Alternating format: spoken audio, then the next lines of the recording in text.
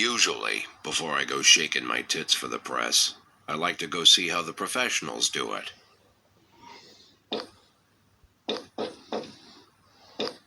Some might say the chief of police has no business in an institution like this, but in fact it's the quietest and safest place in town. You won't run into any reporters, nobody gets into any fights, nobody drinks too much, nobody even raises their voice. The place is owned by an elderly gentleman who knows how to keep things under control. That's why I never invite my friends here. I wanted to make an exception for my 60th birthday, but most of my colleagues are young enough to be my sons, and they'd rather just hire prostitutes. Why stare at some boobs when you can take the whole package for yourself? But there's none of that in our club. Even looking too long is considered indecent. You can get an occasional glimpse, like by accident. The rest of the time you just pretend that you're immersed in conversation, or just come by for a drink. Doesn't mean these gentlemen wouldn't want their bald heads smothered in tits. It's just that nobody says it out loud. My younger colleagues might call it hypocrisy, but I call it the good old-fashioned manners. Good manners and leave the rest unsaid. She agrees to unbutton her blouse, and we agree not to pay too much attention. The girls are on a quiet prowl, too. They're looking for a way out of their cramped rooms.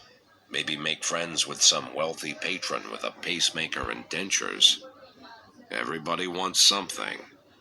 But we have to control ourselves, or we'll all turn into libertines and prostitutes. Hell, if there weren't any rules, I'd be belching and farting, jumping up on the table, arms held high, yelling, "Shake it, baby!"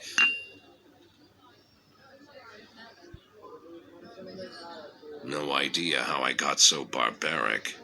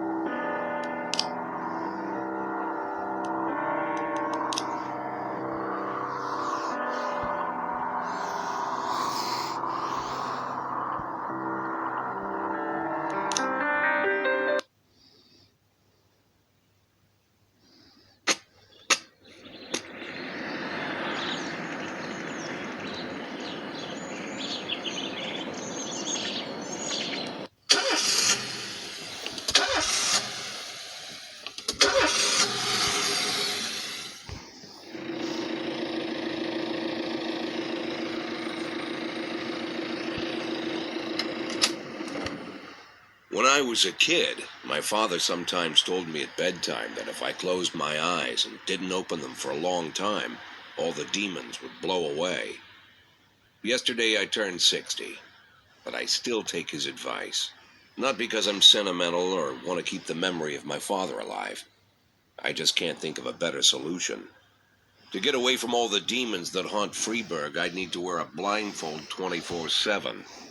Plus, it's a good idea to act blind when talking to reporters. At least that's what my colleagues say.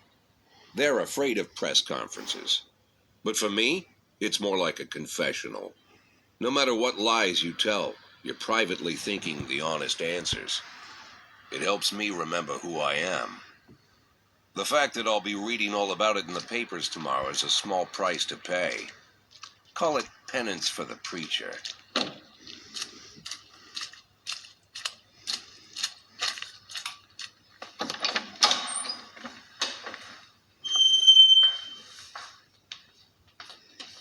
This is the first time I'm afraid of those answers my mind has given me. Not because I'm mad I'm losing my job. Though it's true, I'm mad as hell. Not because I subconsciously blame everyone else. Though I damn sure do blame them. And don't even ask me what my next move is. I can't imagine. But even that doesn't scare me.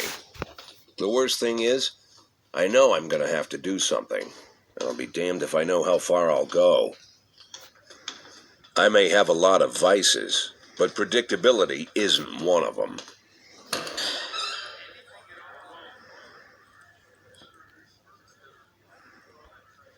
I learned a long time ago how to drive away the swarming demons. But what do you do when they're trying to rip your soul from your skin? Shutting my eyes tight as I can. The best solution remains the same. Play blind. I just hope the reporters think I was blinded by the camera flash.